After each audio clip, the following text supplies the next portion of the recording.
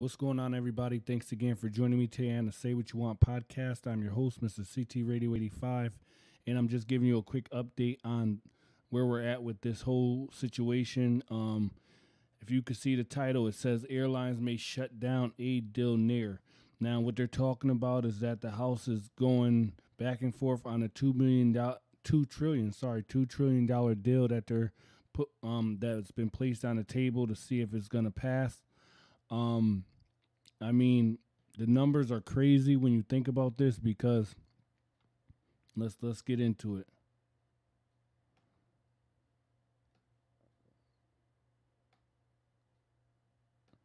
Says right here, as the economic toll of the new virus mounts and major U.S. airlines are coming up with the draft plans to possibly shut down all passenger flights in the country while Congress is slowly nearing a deal on the proposed $2 trillion stimulus plan. And that was reported Monday. So while everything's in limbo, there's a good chance that the airlines are just going to shut down because, they don't have the funds to maintain it. With this, nobody's really traveling at the moment. So if nobody's catching flights, I mean, what do you want them to do? They can't really do too much. And then it says U.S. airlines have already eliminated a majority of international flights and announced plans to cut back on domestic flights as well. So everybody that's in the states trying to go back and forth between state to state, they're about to cut back on that. So nobody's going to be moving at all at that point by as much as 40%. That's almost half of what the percentage is. Half of the 100% of travel right there.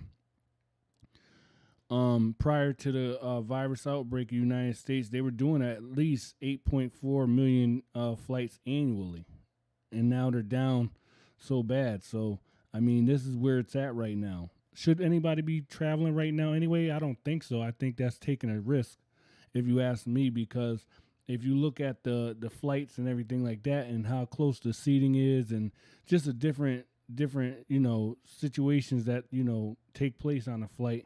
You got one, everybody's less than what they want you to be, 6 feet apart. You're way less than 6 feet apart. I mean, you're right on top of each other, damn near on each other's laps. So that's not a good idea and not a good look there. You're in and out of these terminals and things like that. So that's not a good look either. But I mean, I just eventually I know all of it's gonna bounce back. How long it's gonna be, I'm not sure. But I think what we need to do is just like say, you know what, let's hold up on this. Now, the scary part is that they need $2 trillion is a lot of money. To need that kind of money to stay stable and to stay afloat is like scary.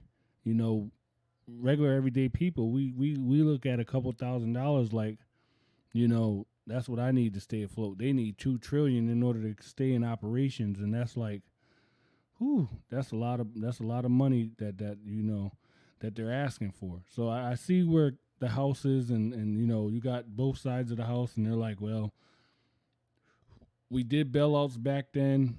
I mean, are we really up to bailout right now in this day and time? Because to be honest, I don't even know if all the bailouts that happened with the banks and all that before, if all that money somehow came back yet.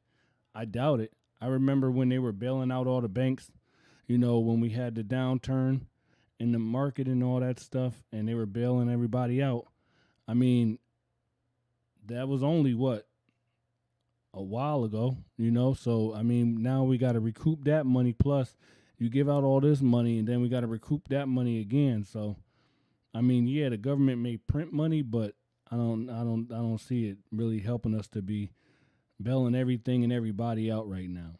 It's sad because you got mom and pop stores, you got, restaurants that's, probably were just staying above water. A lot of the restaurants, you know how that game go.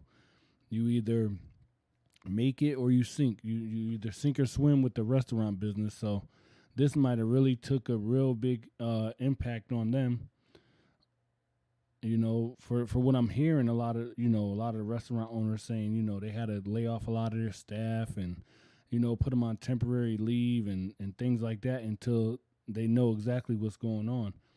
You know, we won't really know everything until all the cards are on the table, and when that is, who knows? But I mean, that's where we're at with it. I just wanted to bring you guys something quick, give you a little bit more update, just in case you haven't heard about it. I think that